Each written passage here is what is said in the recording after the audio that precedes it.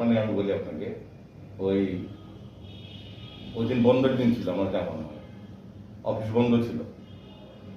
ওই দুপুর নাগাদ আমাদের এখানে কাজের চাপ কম ছিল, আমি ওই আমার লোকজন নিয়ে রুম পরিষ্কার করছি, মানে রুমটা গুছিয়ে নিলাম। শনিবার দিন অফিস খোলা, তখন আমি পরিষ্কার করে আমার বাসায় একটু ফোন দিলাম, মানে বাসায় লক করলাম যে বাসা থেকে দুপুরে খাওয়াটা অফিসে পাঠাবে না, আমি বাসায় এসে খাবো, কাজ নাই। তখনই আপনাদের এক মিডিয়ার এক সাংবাদিক, ওনার নামটা জানেন না, খেয়াল নেই আমার, উনি এসে আমাকে বলতেছে, দাদা সালমান শাহ মারা কিছু জানেন নাকি? ওকে না তো, কি বলেন আপনি? এমনি আমি একটু হতচকিত হয়ে গেছি আর কি। পরে বললো, জানেন না? আমি না জানি না। আমি বললাম, তাহলে ভাই আপনার কাজ করুন, ডেপুটি আসলে তো এখানে এসে পড়তো, আপনি ইমার্জেন্সি মর্গে গিয়ে একটু খোঁজ নেন। ইমার্জেন্সির কথা বললাম, হাসপাতালের কথা। উনি চলে যাওয়ার এই 10 মিনিট পার হয়নি মনে, তারপর দেখি লোকজন একবারে এখানে, আমার এখানে আপনাদের মিডিয়ার অনেকে আসলো যে ডেপুটি ভাই আসতেছে।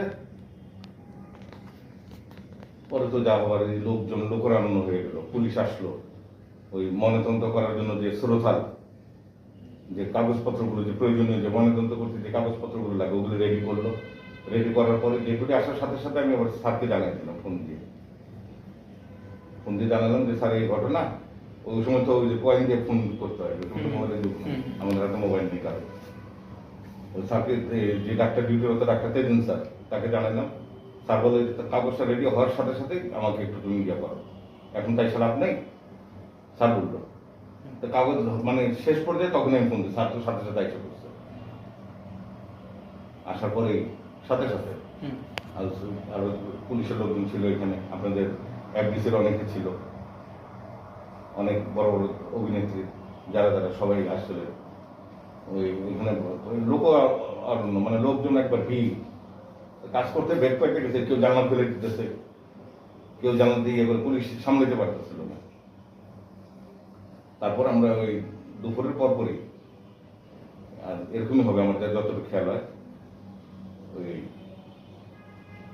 পরে কাজ টাজ করে প্রায় 2.5-3 ঘন্টা লাগছে আমাদের এইগুলি করতে, শেষ করতে। মানে মনোরঞ্জন কার্যক্রম, সেলাই করা, গুছানো সব করে 2.5 ঘন্টা 3 ঘন্টার মতো হবে, এরকম কম বা বেশি হবে খেয়াল নেই। করে পুলিশের মাধ্যমে আমরা ওনাদের গার্জিয়ানের কাছে বুঝিয়েছিলাম। তো অনেকেই আপনার জানতে চাইছে যে কিভাবে মারা গেছে, এটা আগ্রহ থাকেই সবার। এখন আমি তো আর রিপোর্ট দেওয়ার মালিক না, দেওয়ার মালিক যে ডাক্তার সাহেব, যিনি ময়নাতদন্তকারী মেন, যে ডক্টর পোস্টমর্টম করছেন উনি। আমার চাও পাওয়ার মানে কিছু নেই, যেটা সত্য তো এটা আপনারা আছেন, দেখবেন, এবং আইন শৃঙ্খলা বাহিনী দেখবে, এবং ডাক্তার সব যা পাইছে রিপোর্টে তো দিছেই উনি।